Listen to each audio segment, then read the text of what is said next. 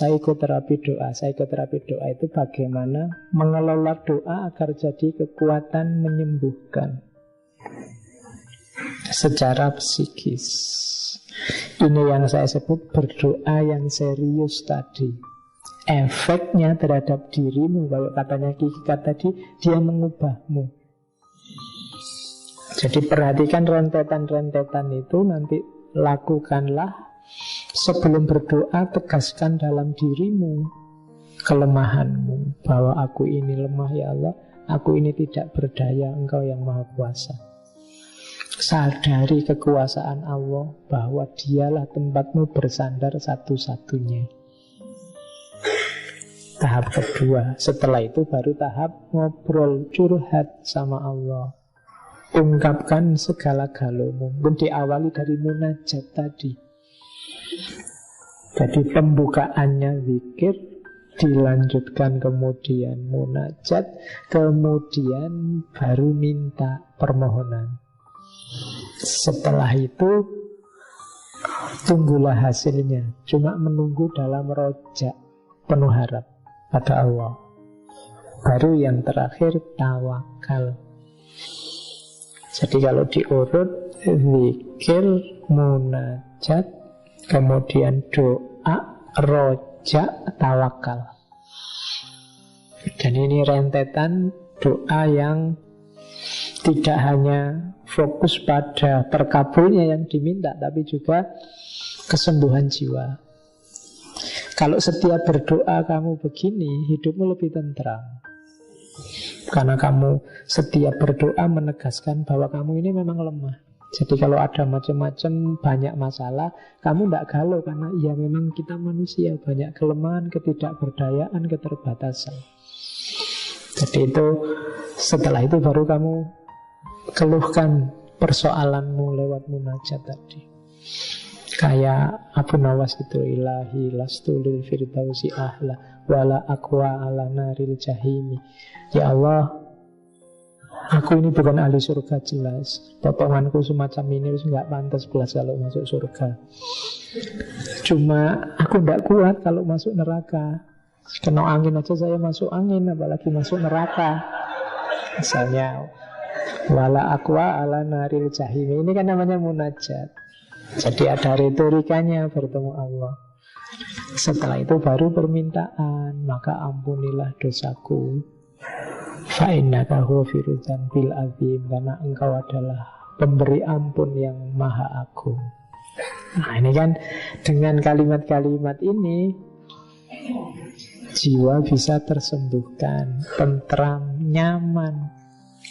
Hidup itu kan kalau punya andalan yang luar biasa, dan kita sadari bahwa yang kita andalkan yang luar biasa itu selalu dekat dengan kita dan akan selalu melindungi kita dan anytime siap membantu kita, harusnya kita tenteram. Kesadaran ini yang harus kita hidupkan terus. Tidak perlu sumpah, tidak perlu galau. Ya hari ini kan banyak hal-hal yang bikin kita galau. Berdoa. Ada kesumpahan apapun, berdoa dengan rentetan ini tadi untuk menyembuhkan jiwa kita. Oke. Adab. Kalau ini adabnya. Jadi kalau kita berdoa ya jangan asal. Yang pertama ikhlas, itu pasti. Memintanya hanya pada Allah. Kemudian jangan dijujuk, jangan tiba-tiba ya Allah kayak tadi ya Allah lulus ya Allah, tahun ini lulus ya Allah. Enggak. Diawali dari pujian. Hamdan yuafi ni'amahu wa yukafi'u mazida, atau ya alhamdulillahirabbil alamin. Engkau ya Allah yang satu-satunya layak dipuji. Kalau kita, kalau aku apalagi tidak pantas sama sekali dipuji. Karena apa? Alhamdulillahirabbil alamin. Terus sholawat pada Rasulullah. Sebutlah kekasihnya, sebutlah jembatan kita yang bisa mendekatkan kita sama Allah. Setelah tahmid, setelah pujian, terus sholawat. Setelah itu kalau bisa diawali dari mohon ampun. bertobat. Tapi bertobat yang serius ya, bukan tobat yang basa-basi. Saya tobat ya Allah, saya tobat. Kalau besok lagi mohon dimaklumi, itu basa-basi. Jadi tobat yang serius, janji tidak akan memaklumi. Terus menghadirkan hati, tadi sudah dijelaskan, yakin dikabulkan, pasti tidak memaksa dan terburu-buru.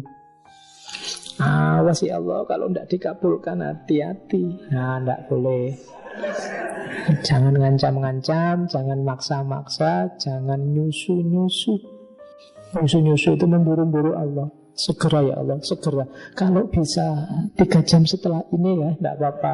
Itu namanya nyusu-nyusu. Besok pagi ya Allah ya, besok pagi. Itu namanya nyusu-nyusu, tidak sopan sama Allah. Serahkan semua pada kebijaksanaannya Allah. Kapan dikabulkan, waktunya sebesar apa, serahkan semuanya pada Allah. Terus tadi ya, tidak mendoakan yang buruk-buruk untuk diri sendiri atau untuk orang lain. Kalau untuk diri sendiri mungkin jarang, tapi sering kita mendoakan jelek untuk orang lain. Tidak beradab.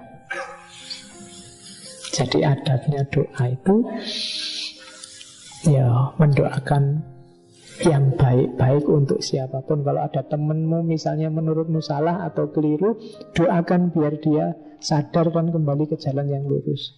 Meskipun tidak harus kamu ucapkan di depan dia, saya doakan kamu dapat hidayah. Ya. Kalau ini nggak mendoakan, itu namanya ya semoga engkau sadar ya gitu. Nah, itu tidak mendoakan. Ya kalau kamu menurutmu salah, kamu menghadap ke Allah. Ya Allah, ini sahabat saya, aku sayang padanya. Bukakan hatinya, tunjuki dia jalan yang lurus. Tapi nggak perlu kamu cerita-cerita di depan dia, nanti itu dianggap melecehkan. Jadi tidak mendoa yang buruk apalagi orang lain. Dan rendahkan suara, tidak usah teriak-teriak. Ya kecuali imam biar jamaahnya kedengaran.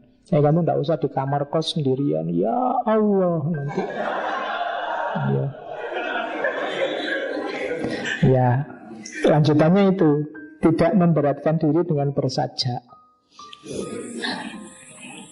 Saya minta padamu ya Allah yang maha kuasa, kemudian untuk mengampuninku yang serba lemah, sehingga semuanya beres. Ini harus A lagi nih apa ngono. Nggak ada yang maksa, harus puisi, harus bersajak. Itu nanti kamu mikirnya jadi tidak karu-karuan. Nggak usah maksa yang puitis, nggak usah maksa yang bombastis, nggak usah. Wong berdoa itu keakrabanmu sama Allah. Jadi nggak usah sibuk dengan sajaknya, nggak usah sibuk dengan kalimat-kalimat bagusnya. Karena yang lebih penting adalah hadirnya hati. Tawaduk, khusyuk, khauf, roja. Ini situasi batinnya. Tawaduk itu tunduk, khusyuk itu kestabilan batin, khauf itu takut, roja takut dimurkai Allah, penuh harap akan rahmatnya Allah. Nah, yang selanjutnya ini menentukan juga untuk terkabulnya doa. Kalau masih ada haknya orang lain yang engkau pegang secara tidak sah, kembalikan.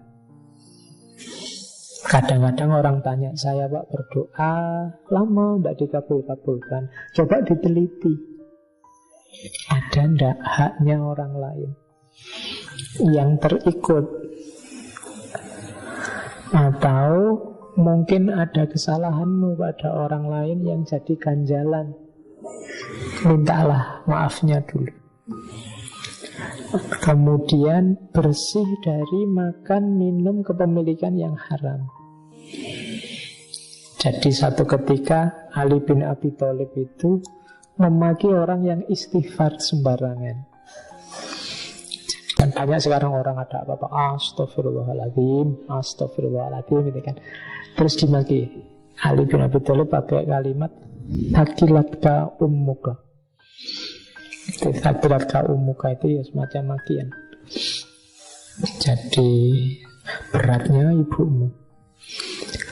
Katanya Ali, istighfar itu bukan apa kalau bahasanya sekarang, pemutihan dosa begitu. Begitu istighfar terus dosanya bersih.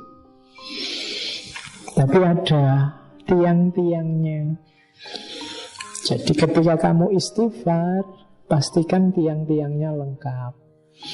Yang pertama memang menyesal.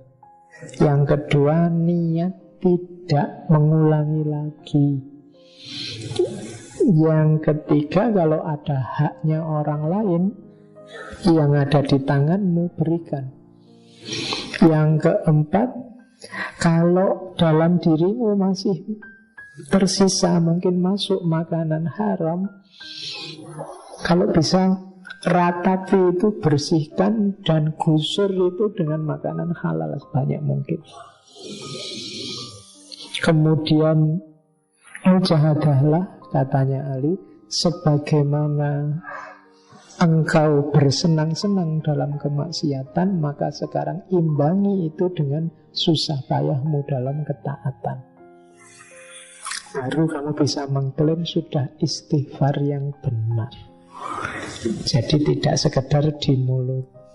Nah, jadi itu di antara adabnya berdoa. Kemudian tidak berdoa yang isinya dosa. Ya Allah, semoga Engkau mengizinkan aku sama pacarku semalam saja ya Allah, dan tidak ada orang yang tahu, dan kita berdua selamat dari kerobohannya misalnya. Ya. Jangan berdoa untuk hal-hal yang dosa. Jadi karena akan memberatkan dirimu pada saatnya. Dan yang terakhir, istiqomah diulang. Kalau yang belum dikabulkan dan itu baik, ulanglah lagi, ulanglah lagi. Terus berulang. Itu adabnya orang berdoa. Terakhir, ini saya bawa ayat. Jangan lupa, satu-satunya tempat berdoa hanya Allah, tempat minta tolong hanya Allah. Kita sudah deklarasikan itu setiap hari melalui surat Al-Fatihah. Iyyaka na'budu wa iyyaka nasta'in. Jangan dikhianati Fatihahmu dengan meminta pertolongan pada selain Allah. Wala tad'u min dunillahi ma la yanfa'uka wa la yadurruka. Fa in fa'alta fa innaka idzam minal zalimin. Janganlah engkau menyeru, janganlah engkau berdoa pada yang selain Allah, yang pasti tidak bisa memberi manfaat atau bahaya padamu. Kalau tetap saja engkau melakukan itu, maka engkau berarti termasuk orang yang zalim. Wa iyam saskallahu bidurrin fala kashifa lahu illa huwa. Wa iyuridka bi khairin fala radda li fadli. Kalau Allah memberikanmu mudarat, bahaya, maka tidak ada yang bisa membersihkannya kecuali Allah sendiri. Dan kalau Allah menginginkan kebaikan padamu, maka tidak ada yang bisa menolak keutamaannya. Yusibu bihi ma yasha'u min ibadih. Allah memberi musibah, memberi ujian pada hambanya yang dikehendaki. Cuma akhirnya wahuwal ghafurur rahim. Allah itu maha pengampun dan maha penyayang. Maka jangan lupa, satu-satunya poros, pusat perhatian, pusat konsentrasi, fokus kita sehari-hari, hadirkan selalu Allah dalam hidupmu. Itulah hakikatnya doa.